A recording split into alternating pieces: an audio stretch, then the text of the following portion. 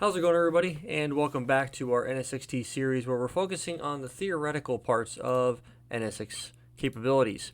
In this video, we're going to be focusing on networking features. So I'm going to talk to you through a lot of the capabilities that are available from just a straight networking capability, and then some of the networking services available for security. So I'm going to go ahead and get out of the way. So from a network features perspective, the key capabilities that NSX-T supports is overlay and VLAN-backed logical switching. So essentially, these are layer 2 segments that provide overlay connectivity in VLAN-backed connections. So VLAN-backed, meaning if you want to take advantage of your top-of-rack switch, that is your existing default gateway, then VLAN-backed segments make the most sense to deploy to the host level and map your VNX to so that you can start leveraging NSX-T capabilities on your layer 2 segments and still not have to mess with your default gateway. So it definitely makes a lot of sense to do that. It doesn't require, it actually allows you to maintain the layer 2 segment, the VLAN-backed segment capability to your VDS port group, because theoretically speaking, they're in the same subnet still, right? You're just you're not attached to the same switch, so you'll have to leave, go up to your physical device, whatever that might be, Nexus 9K, Arista, Dell, or whatever, and then back down to your ESXi host where your VDS port groups are. So that's something that's very commonly done. Now, overlay is a little bit different. Overlay is going to use encapsulation between your ESXi hosts using Geneva encapsulation between the transport and edge nodes. In the short term, we're going to be taking a look at the transport nodes, but in the long term, as soon as we build out our overlay segments and we want to do any inter-overlay segment communication, like for example, if I want to be able to open up a web browser on my Linux VMs to my Windows VMs after I've deployed, for example, IIS services on my Windows box, well, guess what? I'm going to need to be able to connect them to the edge node, which will be acting as our default gateway for our overlay segments. Now, the edge nodes, we haven't really talked about those yet. I'll talk about them more in detail later on. But that's essentially what we're going to need to do. So if you have VLAN-backed segments and you have overlay segments that you've got deployed to your ESXi transport nodes, that's great. Everything is going to work the way you would expect it to. Now, in the event that you want to take that a step further and you want to go route between your segments, your overlay segments specifically, you need an edge VM deployed, so your edge transport nodes. Those hosts do not get NSX-T installed on them. Instead, you push an NSX edge node from NSX Manager, or you deploy it through an OVA. I'm going to show you how to do both. And the idea is once you have that pushed, then you're going to be able to connect your segments to a transport gateway. So either a tier 0 or a tier 1 gateway. Tier 0 being your top tier, tier 1 being your bottom tier. And we'll talk more about tier 0 versus tier 1 gateways in an upcoming video, but that's essentially what you're going to be doing. That's going to allow you to route between your overlay segments because you're going to need a default gateway.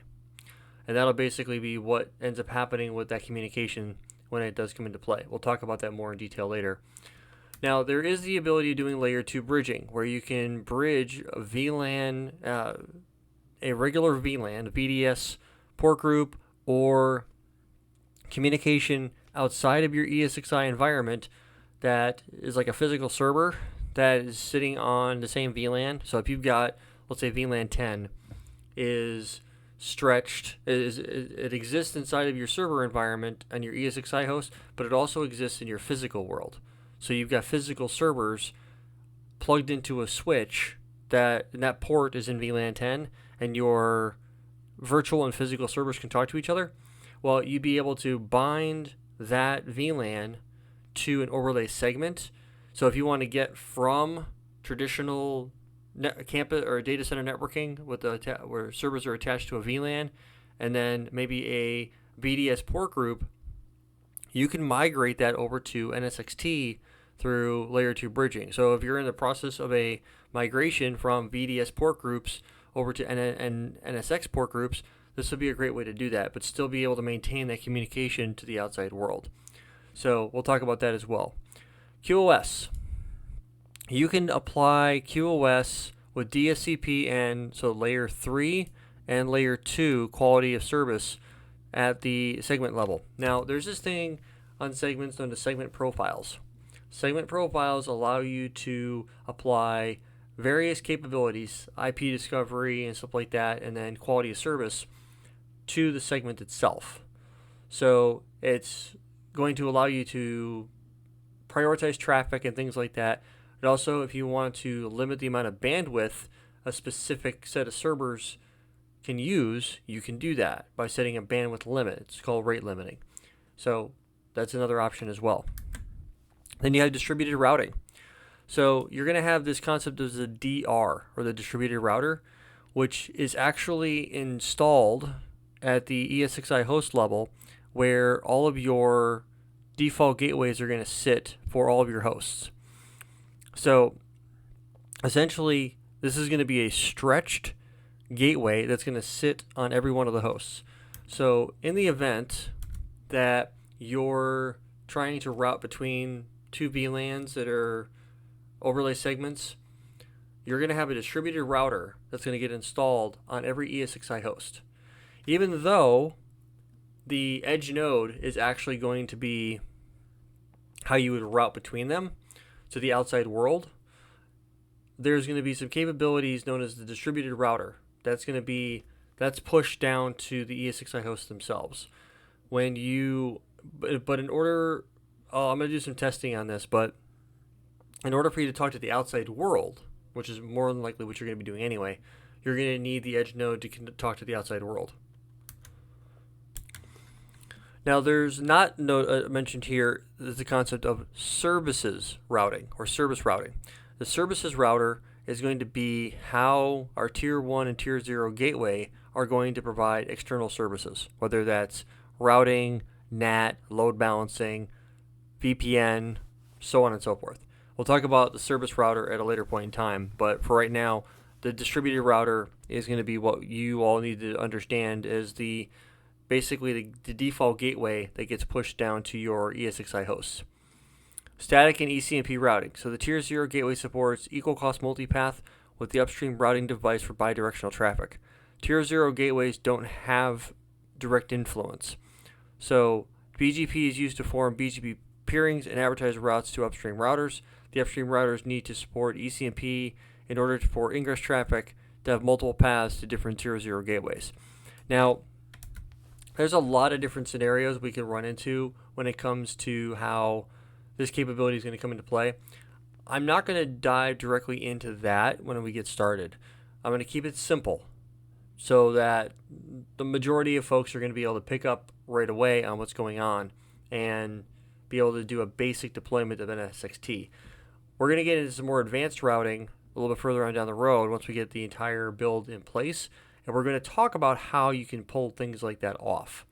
So this is where you are leveraging an edge node with Tier 0 and Tier 1 gateways defined, and you're going to be providing routing via the edge node. So all of your routing inside of your ESXi environment is going to be attached to overlay segments, and those overlay segments will be terminated on Tier 0 or Tier 1 gateways, and then from there you'll be able to use the Tier 0 gateway to talk to the outside world, and using the VLANBacked segment that connects the edge node to the physical world, or in this case here to the CSR 1000 Vs. So there is support for OSPF and BGP. I'm not going to go into a whole lot of detail right now on that. There is a duplicate IP detection, so you can determine whether or not there's a duplicate IP address in the network. There is bidirectional forwarding detection for fast convergence, so it detects failures in the forwarding plane and allows you to fail over very, very quickly, sub-millisecond in some cases. There is VRF Lite, where you can separate routing instances that can coexist on a single Tier 0 gateway. You might have multiple scenarios where you've got multiple tenants and things like that where you need to provide separation. Then you have EVPN, Ethernet VPN, extends layer 2 and layer 3 connectivity between different data centers. Advertise all VRF networks on a tier 0 gateway using multi-protocol BGP to the PE and keep isolation in the data plane. Uses VXLAN encapsulation by using one-to-one VNI to VRF, so virtual network information, or a VXLAN network identifier, to virtual routing and forwarding. So VXLAN would be used on the outside world. So on your VXLAN environment, if you've got an existing EVPN deployment through, say, VXLAN EVPN, and you're connecting your border gateway to your tier 0 gateway, you'd be able to extend that capability downstream. Rate limiting support on a segment or VM to protect against broadcast storms. Actually, I have a quick funny story. There was a recent troubleshooting scenario that I was involved in where a QoS profile and NSX-T was applied to some VMs and it caused replication issues. And that replication issue took us some time to figure out, but eventually we narrowed it down to be a QoS profile. We unassociated the QoS profile from that specific segment, and then the problems went away. So be careful how you configure your QoS settings. Layer 3 multicast supports multicast on tier 0 gateway and can send the same multicast data to a group of destinations. We're not really going to get into that too much in this series, but it does have support for a multicast. Now, you have several different firewall capabilities. There's gateway firewall, which is going to sit on your edge nodes to provide north-south communication filtering. Then you have distributed firewall, which is going to do east-west communications for your segments. So this is going to be a little bit more indicative of at the transport node level and stuff like that. We'll take a look at exactly how that works. Now there will be some specific rules that we'll have to take a look at for traffic that will be leaving the fabric or leaving the ESXi environment, where distributed firewalls will have to allow that traffic to flow through. Time-based firewalls, where you can enforce security rules during specific times of the day. Network introspection is basically how you could keep an eyeball on what's happening at the VM level. So you can see what traffic is going back and forth between your VMs, east, west, north, south, and all that good stuff that goes along with that. And that, ladies and gentlemen, is pretty much it for the overview of the services. There's a lot of stuff that we can play with and a lot of stuff that we can test out. I'm going to do my best to try to articulate all these things to the best of my ability. If you have any questions, please leave a comment in the comment section below. If you haven't already done so, please like, share, and subscribe. And I'll catch all of you in the next video.